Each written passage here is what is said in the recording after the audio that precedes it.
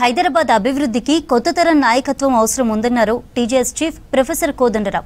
నవీన్ యాదవ్ గెలుపుతో కొత్త తర నాయకత్వానికి నాంది పడిందన్నారు. హైదరాబాద్ నుండి ప్రాతినిధ్యం వహించిన జి వెంకటస్వామి, అంజయ్య, పీజేఆర్ స్ఫూర్తితో నవీన్ యాదవ్ పనిచేయాలని సూచించారు. నాంపల్లిలోని జనసమితి ఆఫీసులో ప్రొఫెసర్ కోదండరాంను కలిశారు. కొత్తగా జూబ్లీహిల్స్ ఉప ఎన్నికలో గెలిచిన ఎమ్మెల్యే నవీన్ యాదవ్ తన గెలుపుకు సహకరించిన కోదండరాంను కలిసి కృతజ్ఞతలు చెప్పారు. తరఫున శుభాకాంక్షలు తెలియజేస్తాం. ఇది అద్భుతమైన విజయం. దీనికి ఒక ప్రత్యేకత ఉన్నది. ప్రత్యేకత ఏమిటంటే హైదరాబాద్ నుంచి ఒక కొత్త తరం నాయకత్వం ఎదుగుదలకు ఇది సంకేతం. ఇట్లాంటి నాయకత్వం రావాల్సిన అవసరం ఉంది.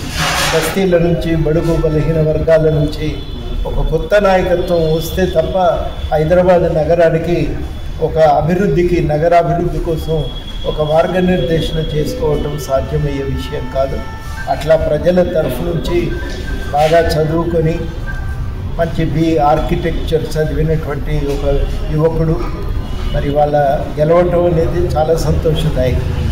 ఎప్పుడో వెనకడికి అంజయ్ గారు, ఆ తర్వాత వెంకటస్వామి గారు, అదేవిధంగా పీజేఆర్ గారు, అట్లాంటి ఒక వర్గము ఇవాళ మళ్ళీ అదే ఒరవడిని కొనసాగించడానికి, ఒక కొత్త సంప్రదాయానికి తెరలేపడానికి ఇది అవకాశాన్ని కలిగిస్తుందని నేను నమ్ముతూ, గడిచిన జూబ్లీహిల్స్ బై ఎలక్షన్లో కాంగ్రెస్ పార్టీ గెలుపు వరకు నిరంతరం కృషి చేసినటువంటి ప్రజలు, తెలంగాణ జనసమితి పెద్దలైనటువంటి కోదండరాం గారికి, వారి నర్సయ్య గారికి, వారి కమిటీ సభ్యులందరినీ కూడా కలిసి ధన్యవాదాలు తెలియడానికి వచ్చినాను.